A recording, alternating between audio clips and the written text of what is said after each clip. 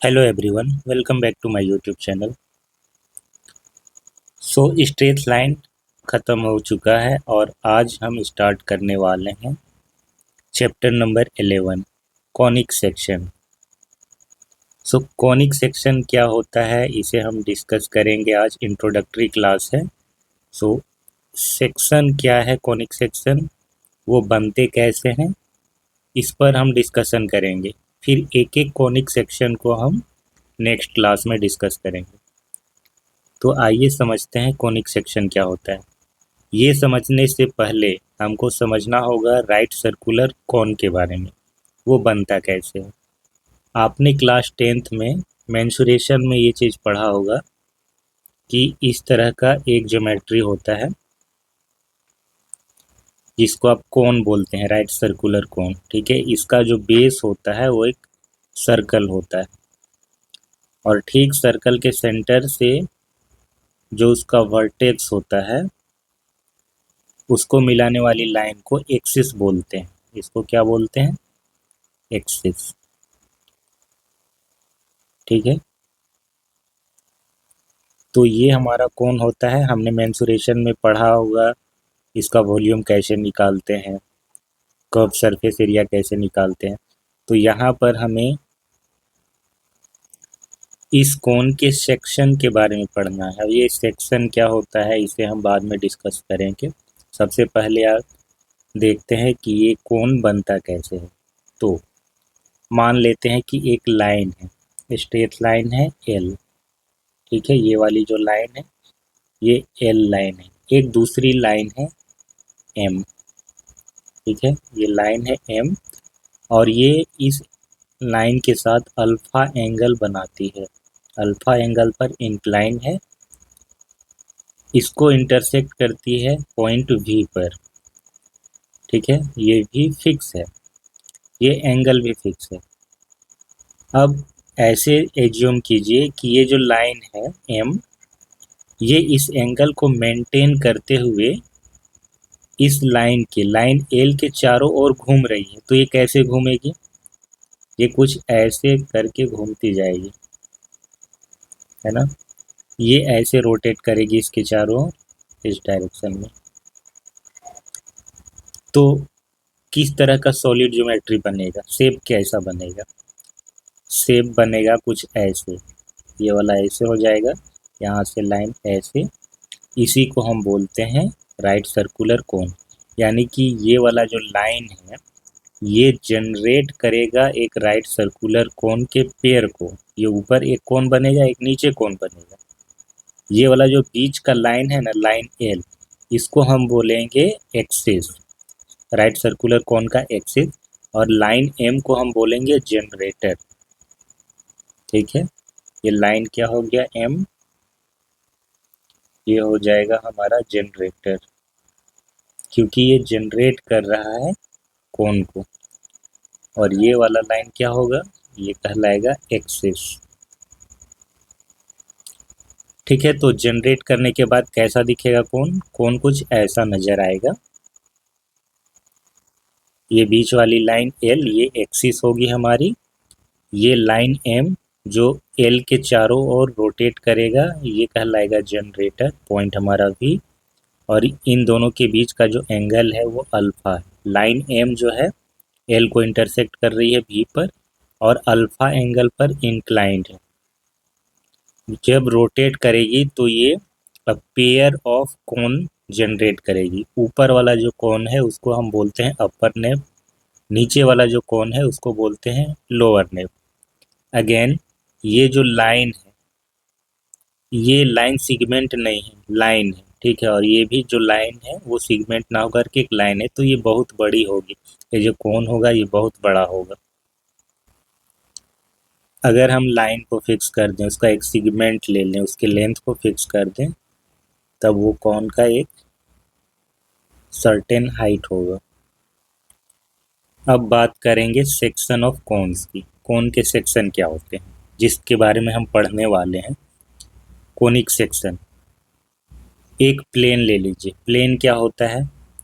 Plane इस तरह का एक रेक्टेंगुलर शीट होता है, हालांकि इसकी लंबाई और चौड़ाई फिक्स नहीं होती है। जैसे लाइन है ना, स्ट्रेट लाइन, इसकी लंबाई क्या होती है, इन्फिनिटी तक जाएगी, है ना, इनफाइनाइट लेंथ का होगा, ये बस बढ़ते चला जाएगा। लाइन सेगमेंट होता है, इसका लेंथ फिक्स होता है। तो उसी तरीके से ये प्लेन है, प्लेन का शीट को हम फिक्स भी कर सकते हैं उसकी लंबाई चौड़ाई को, अदरवाइज हम उसे पूरा का पूरा 2D प्लेन की तरह कंसीडर कर सकते हैं। ठीक है, समझ के ये प्लेन क्या होता है। तो एक प्लेन और कोन का जो इंटरसेक्शन होता है, इंटरसेक्शन लेने पर जो सेक्शन ऑब्टेंड होते हैं उससे, उसी को बोलते हैं कोनिक सेक्शन। ये ऊपर वाला एक कोन है और ये हमारा एक प्लेन है। उस प्लेन से हम कट करेंगे कोन को अलग अलग एंगल पर, तो जो इंटरसेक्शन मिलेगा उससे, ठीक है, क्योंकि कोन हमारा क्या है, 3D ज्योमेट्री है, तो इसका जो इंटरसेक्शन आएगा उसे थोड़ा विजुअलाइज करने में दिक्कत होगा। दो लाइन एक दूसरे को इंटरसेक्ट करते हैं तो इनका जो इंटरसेक्शन होता है वो एक पॉइंट होता है। ठीक है, एक पॉइंट होता है। अब अगर एक स्फेयर हो, स्फेयर आप जानते हैं क्या होता है, गोला, और ये एक बॉल की तरह होता है, ये सर्कल नहीं होता है, ये एक बॉल की तरह होता है। तो अगर हम स्फेयर को एक प्लेन से कट करें, एक प्लेन से कट करें, तो इनका इंटरसेक्शन क्या आएगा, इसका इंटरसेक्शन एक सर्कल आएगा। ठीक है, कॉमन वाला जो पार्ट होगा कट करने के बाद, ऐसे अगर आप इसको कट कर दें यहाँ से प्लेन से, और फिर उसका क्रॉस सेक्शन देखें तो क्या दिखेगा, एक सर्कल होगा। तो इस तरीके से आपको समझना है।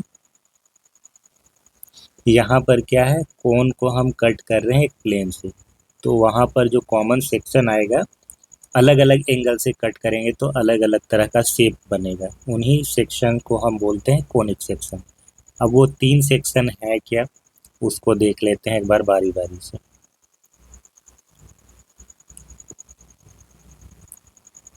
When plane cuts the nape other than vertex, ठीक है, वर्टेक्स यहाँ पर क्या है, वर्टेक्स इसको बोला गया है वी को। ठीक है, ये पॉइंट वी है, ये वाला वर्टेक्स। तो वर्टेक्स को छोड़कर बाकी जगहों पर अगर वो कट करता है तो उसमें कुछ केसेस बनते हैं। ठीक है, अलग अलग सिचुएशन आते हैं, उसको हम देख लेते हैं। अलग अलग सिचुएशन में अलग अलग कॉनिक सेक्शन जनरेट होता है। सबसे पहले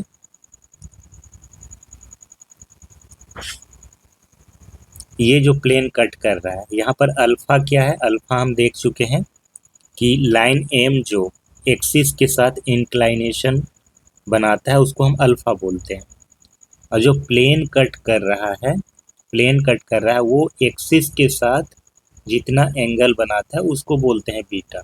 तो सारा चीज़ यहाँ पर बीटा पर ही डिपेंड करता है। बीटा जैसे वेरी करेगा वैसे ही इसके कोनिक सेक्शन भी अलग अलग होंगे।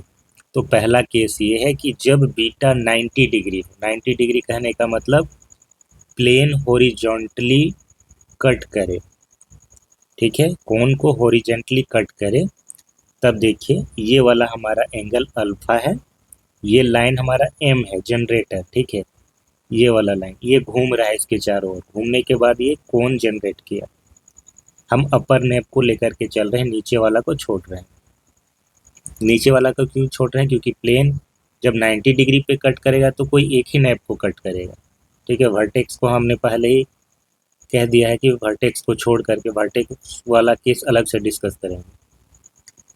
तो अपर नेप को जब कट करेगा 90 डिग्री पर तो ऐसा शेप नज़र आएगा, और ये क्या है, ये एक सर्कल। ठीक है, इसको देखिए, ये जो बड़ा वाला दिख रहा है क्रॉस सेक्शन, तो कुछ ऐसा ही बनेगा। अगर आप कट करेंगे और फिर उसे ऊपर से देखेंगे तो एक सर्कल नज़र आएगा आपको। ठीक है, तो समझ गए, जब बीटा 90 डिग्री हो उस केस में जो सेक्शन बनेगा वो एक सर्कल होगा। दूसरा केस देखते हैं, when alpha less than beta less than 90 degree, जो एंगल अल्फा है वो बीटा से कम हो, और जो बीटा है वो भी एक्यूट एंगल, ये दोनों ही अल्फा और बीटा एक्यूट एंगल होने चाहिए, बट अल्फा बीटा से भी कम होना चाहिए। ठीक है, दोनों 90 डिग्री से कम यानी कि एक्यूट एंगल होंगे। तो इस केस में होगा क्या कि ये जो प्लेन है वो स्लाइटली टिल्ट होगा, हॉरिजॉन्टल ना होकर के स्लाइटली टिल्ट होगा। इस केस में बीटा जो है अल्फा से थोड़ा सा बड़ा ही रहेगा, है ना। अल्फा के इक्वल ना होकर के, उससे कम भी ना होकर के, थोड़ा सा बड़ा हमको लेना है। तो जो इंटरसेक्शन होगा वो कुछ ऐसा शेप देगा आपको कट करने के बाद। अगर आप इसको ऐसे कट कर देते हैं हॉरिजॉन्टली, तो जो क्रॉस सेक्शन होगा एक सर्कल होगा, जैसा कि ये ऊपर वाला दिख रहा है। थोड़ा सा अगर उसको टिल्ट कर देते हैं, तिरछा कर देते हैं, तो शेप जो होगा क्रॉस सेक्शन वो कुछ ऐसा बन जाएगा, हल्का सा तिरछा हो जाएगा।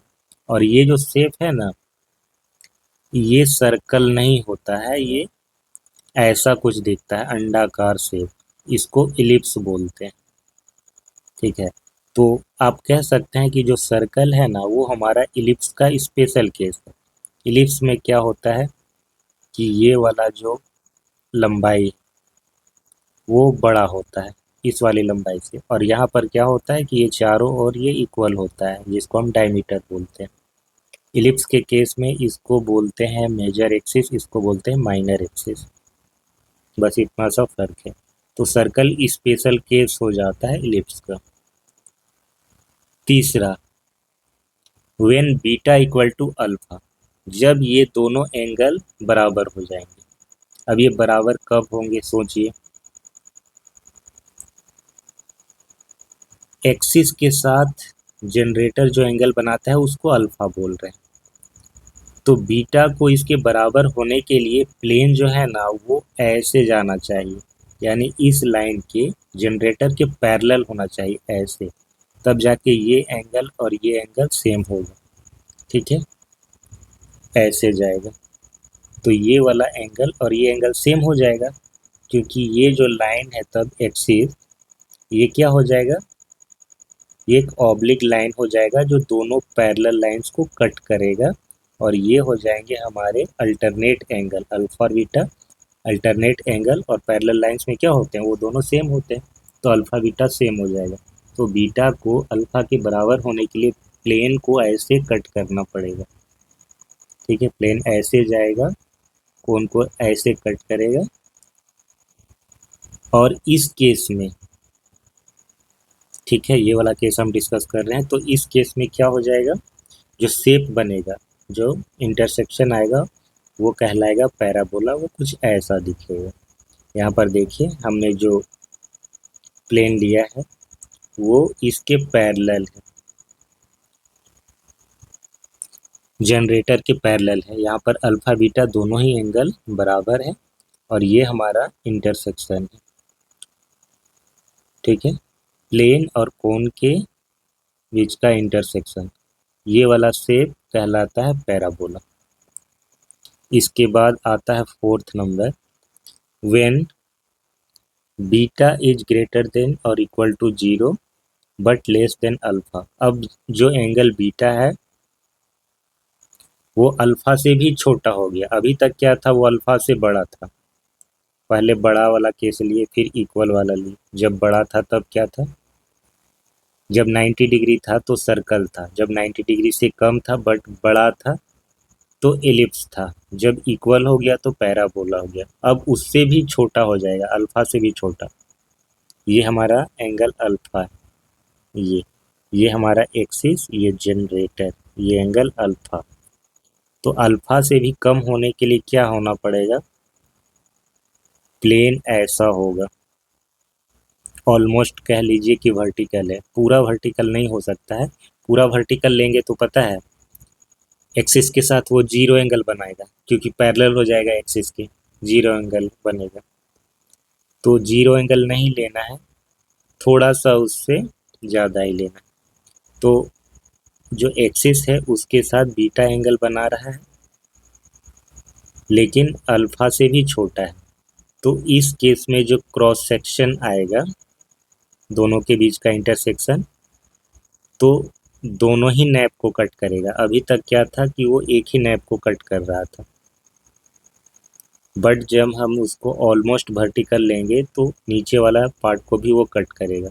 जब पैरेलल था तो सोचिए यहाँ पर देखिए इसमें जब पैरेलल था तो वो ऐसे जा रहा है, नीचे वाला जो कोन है, नीचे वाला जो नैप है वो ऐसे है, ये पैरेलल इधर आएगा, उसको कभी कट करेगा नहीं करेगा, क्योंकि इसके पैरेलल है, वो बस इन्फिनिटी तक चलते जाएगा साथ में।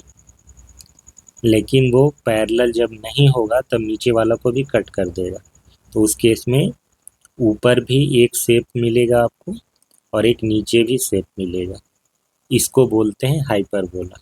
तो हाइपरबोला में बेसिकली पैराबोलिक शेप जैसा ही होता है, बट दो शेप होते हैं इसमें साथ में, पेयर होता है, ठीक है। तो ये चार तरह के सेक्शन बनते हैं, इन्हीं को बोलते हैं कोनिक सेक्शन। तो कोनिक सेक्शन क्या है? कोनिक सेक्शन है intersection between a plane and pair of cone, precisely बोले तो राइट सर्कुलर कोन, तो इनको बोलते हैं कोनिक सेक्शन। अब इसको एक बार अच्छे से इस फिगर के थ्रू समझते हैं। यहाँ पर क्या है, पेयर ऑफ कोन आपको नज़र आ रहा होगा, ऊपर वाला क्या है, अपर नैप है, नीचे वाला लोअर नैप है। कोन कैसे जनरेट होता है ये हम डिस्कस कर चुके हैं। देखिए प्लेन कट कर रहा है इसको 90 डिग्री पर, कह सकते हैं हॉरिजॉन्टली। ऐसे में जब कट करेगा तो ये वाला जो पार्ट है क्रॉस सेक्शन, ये कैसा है, ये एक सर्कल है, और जो प्लेन है वो इस एक्सिस के साथ कितना एंगल बनाएगा, वो बनाएगा 90 डिग्री, क्योंकि ये हॉरिजॉन्टली उसको कट कर रहा है, और ये शेप बनाएगा सर्कल। अब हॉरिजॉन्टल ना होके के थोड़ा सा टिल्ट करना है आपको, तो जो सेक्शन आएगा उसका वो कुछ ऐसा होगा, इसको बोलते हैं इलिप्स, ठीक है। जो एंगल है प्लेन और इस एक्सिस के बीच का एंगल वो 90 डिग्री से थोड़ा कम होगा, बट अल्फा से बड़ा होगा। तीसरा केस, इसमें क्या होगा, ये पैरेलल होता है, ये प्लेन जो होता है ये इसके पैरेलल होता है, जनरेटर के पैरेलल, तो अल्फा और बीटा दोनों सेम हो जाते हैं। उस केस में ये बस एक नैप को कट करेगा, या तो ऊपर वाला या फिर नीचे वाला, दोनों को कट नहीं कर सकता। अगर इसको स्लाइड करके अब इस वर्टेक्स तक ले जाएंगे ना तो बस ये छू करके निकल जाएगा, और इस में जो हम डिस्कस कर रहे हैं वो वर्टेक्स वाला केस नहीं ले रहे हैं, वर्टेक्स वाला केस हम अलग से डिस्कस करेंगे, ठीक है। तो इसमें भी एक नैप को ये कट करेगा। अब थोड़ा सा इसको और टिल्ट कर दीजिए, प्लेन को जैसे और टिल्ट करेंगे तो प्लेन और एक्सिस के बीच का जो एंगल है ना वो और ज़्यादा कम हो जाएगा, अल्फा से भी छोटा हो जाएगा, और इस केस में वो ऊपर वाले को भी कट करेगा, नीचे वाले को भी कट करेगा, और जो क्रॉस सेक्शन इसका आएगा, इंटरसेक्शन आएगा, वो कहलाएगा हाइपरबोला, ठीक है।